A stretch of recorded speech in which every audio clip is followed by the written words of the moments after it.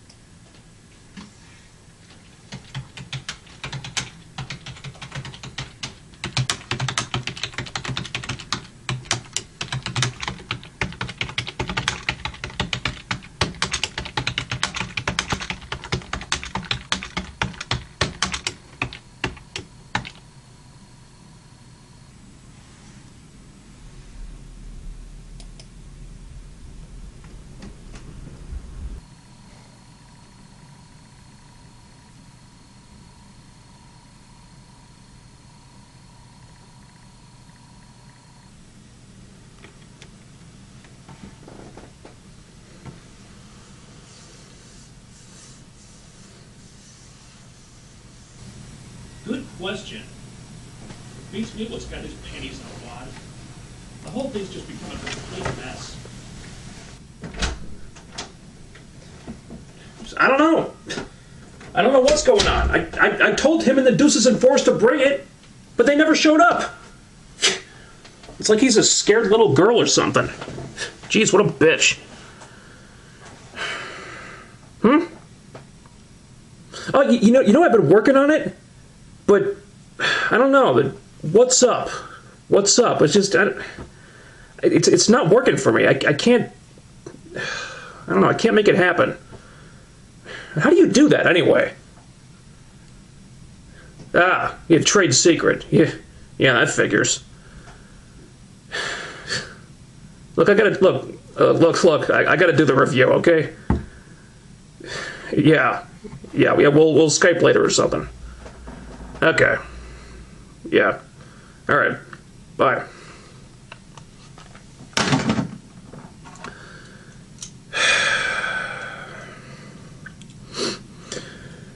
Okay.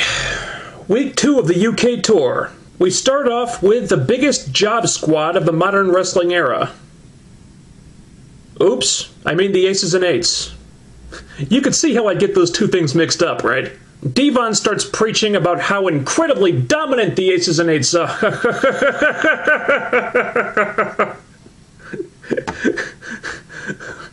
Oh my god.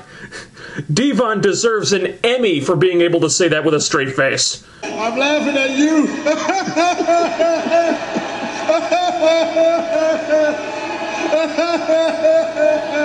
But immediately a question springs to mind. If Devon was going to continue to be the mouthpiece for this legion of losers, then why the crap did they turn Taz heel? Wasn't the point of that to give the Aces and Eights a more convincing mouthpiece than Devon? But Devon's still doing most of the talking. So apparently they made Taz a bad guy just so he could blow our minds with such scintillating heel commentary as, and I quote, "I have a boil on my ass." Well done. You people are fools! I don't know what the hell Devon is basing this on, because pretty much since Bound for Glory, all they've been doing is getting their asses handed to them week after week. And if Devon's ludicrous claims about how supposedly dominant the Aces and Eights are wasn't enough to make you bust a gut laughing, he then handed the mic to Garrett Bischoff.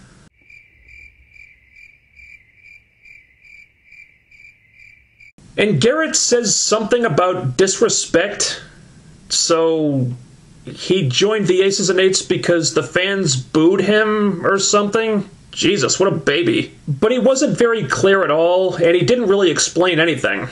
And realistically, we couldn't have expected an eloquent, detailed, thought-provoking answer from a scrub who could barely string 2 words together on the mic, so I guess we should be grateful we even got that much out of him. Then Wes Briscoe says that Hawk Hogan wouldn't return his calls for 2 years, and then made him start at the bottom when he finally got there.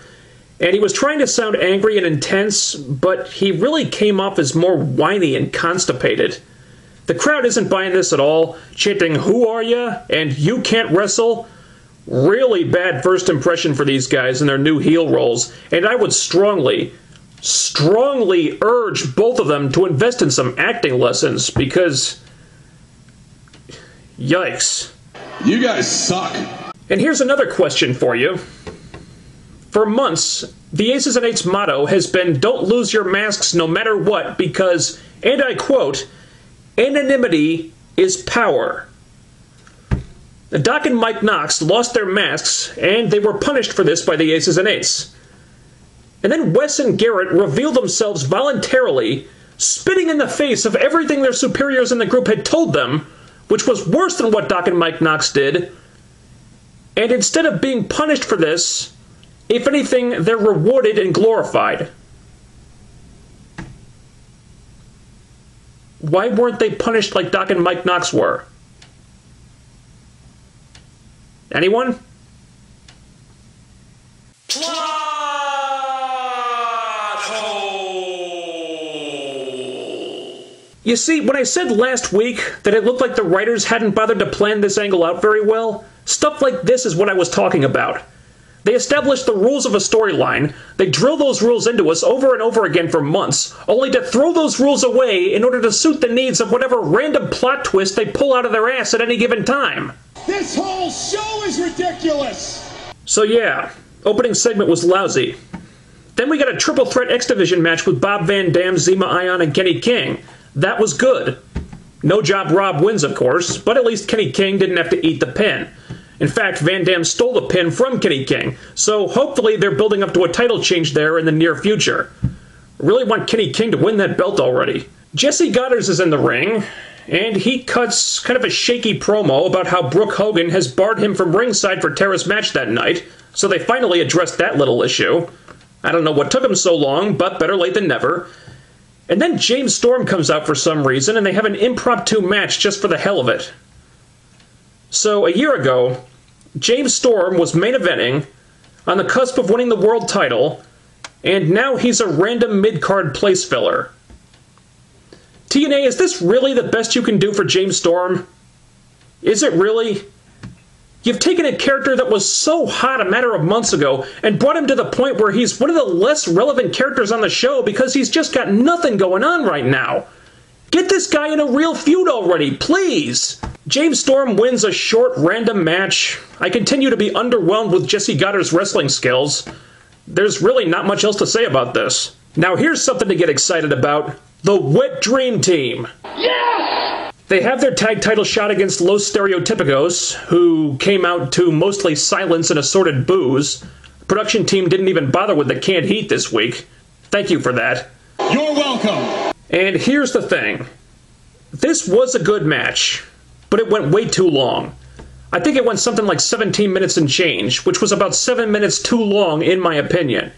And not for lack of effort on anyone's part, but there came a point where it just felt like they were needlessly deliberating something that really felt like a foregone conclusion. They're trying so hard to make it look like Chavo and Hernandez are being super competitive, and it's not working. Aries and Rude are former world champions. Los Stereotypicos aren't even close to their league, and everyone knows it.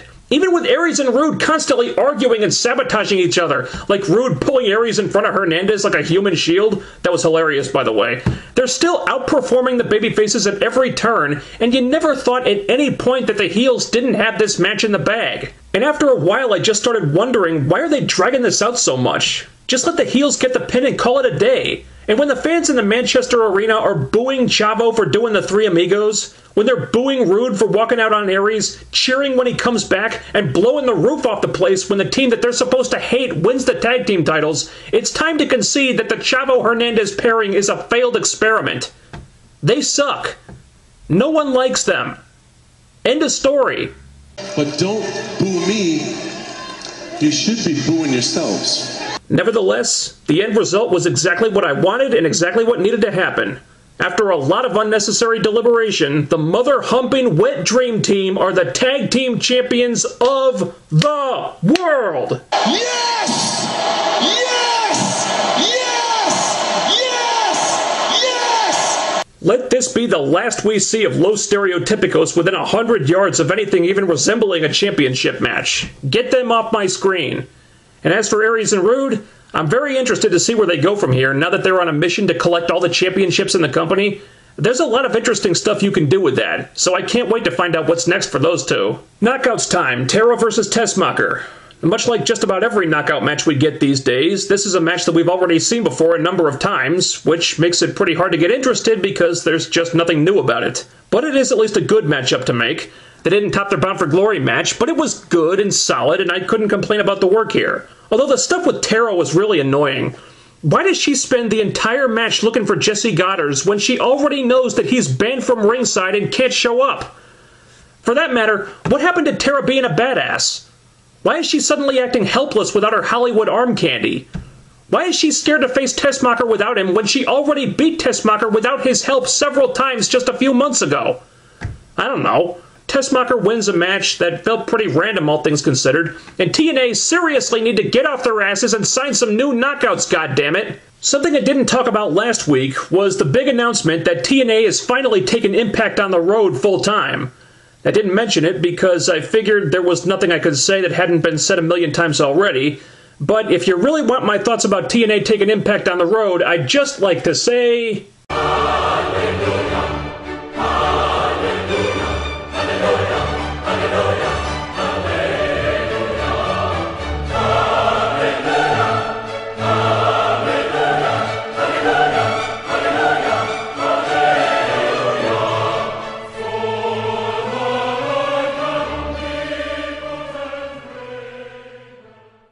Then we had the debut of the Rockstar Spud. And I wouldn't blame you if you had no idea who Rockstar Spud is, because, well, TNA never bothered to tell us who Rockstar Spud is. They showed a recap of the British Boot Camp show earlier in the night, but I was left scratching my head why they hadn't been airing recaps of the show every week during its run. I mean, yeah, it's only airing in the UK, but wouldn't you want to familiarize the American fans with the contestant that would eventually be getting a spot on the roster? We barely heard a peep about this in the States. And hell, I watched British Boot Camp on YouTube. It was a great show. And this was all well and good for the UK fans, but the casual American audience isn't going to know who Rockstar Spud is. A few video packages spotlighting the guy would have been nice. Then the Robbies show up. Ha-ha! Robbie E gets so irritating and acts like such an enormous jackass that even Rob Terry can't take it anymore, so he steps to the side and lets Spud punch this loser in the face. That's 2 appearances in a row that I haven't completely hated Rob Terry. Pretty basic segment to introduce Rockstar Spud to everyone and further the breakup of the Robbies. I like Spud and I can't stand the Robbies, so I thought this did what it had to do pretty effectively. Although, I hope Spud being a babyface was just for the UK tour because this guy absolutely needs to be a heel. And that brings us to our main event of Sting and Bully Ray versus Devon and Doc in a tables match. This match was a complete mess. I'm sorry. Total clusterfuck, which was not surprising because Bully Ray was really the only good worker in there. Sting is running on fumes at this point, Devon's bringing nothing to the table anymore, and Doc is just not that good. The only thing about this match that I found kind of entertaining was Bully Ray hulking up at the end. And even though Mike Knox tried to interfere, it still made no difference because the Aces and Eights are a bunch of incompetent chumps who can't do anything right. Knox is easily disposed of, Devon gets put through a table, giving the Faces the win, and the Aces and Eights get jobbed out for the 10,000th time in a row. How ironic. Devon, the guy who just 2 hours earlier was boasting about the non-existent dominance of this joke of a faction, was the one who lost them the match. Aces and Eights. What a bunch of fucking losers. They're really pulling out all the stops to get Bully Ray over as a mega babyface. Problem is, they're going so overboard with it that a heel turn in the near future seems pretty obvious. It'll probably happen at Lockdown. I could be wrong, but subtlety is something this creative team seems to have a lot of problems with, so I'm pretty much expecting that to happen. You know, last week wasn't the greatest Impact ever, but there was enough to like about the show that at least it seemed like they were trying, and it was pretty enjoyable for the most part. But this Impact, this just felt phoned in. It didn't seem like there was a ton of story advancement outside of the tag title change, which admittedly I did mark out huge for. Several of the matches felt pretty random and inconsequential. Taz's commentary post-heel turn continues to be absolutely atrocious. But I think the main problem was that it was another show where the main angle was all about the Aces and Eights, who no one takes even remotely seriously anymore. You build a show around these jobbers, immediately I tune out. Their membership is laughable, their win-loss record is embarrassing. Friggin' Hornswoggle is more threatening than the Aces and Eights at this point, and he has a way better win-loss record too. And this is not me being a hater, this is just me seeing what's right in front of my face. The faction sucks. Plain and simple. There's no saving it. Bully Ray could win the world title and reveal himself as their higher power and it wouldn't save the Aces and Eights. I hope and pray that TNA will finally put this pointless storyline out of its misery at Lockdown. Unfortunately, something tells me that I'm not going to be that lucky.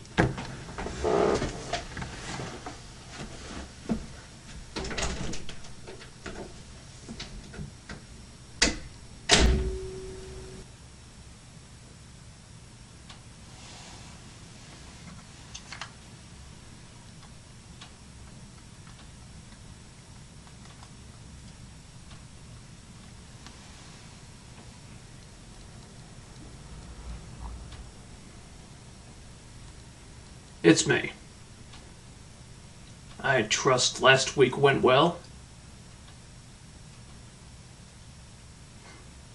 Just as we planned. And are you set for next week? Excellent. This is all coming to a head. Yeah. Phase 2 is nearly upon us. They can't possibly drag out this farce much longer.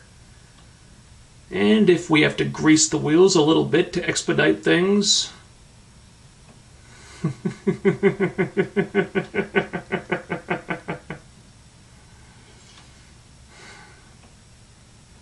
I'll talk to you when it's done.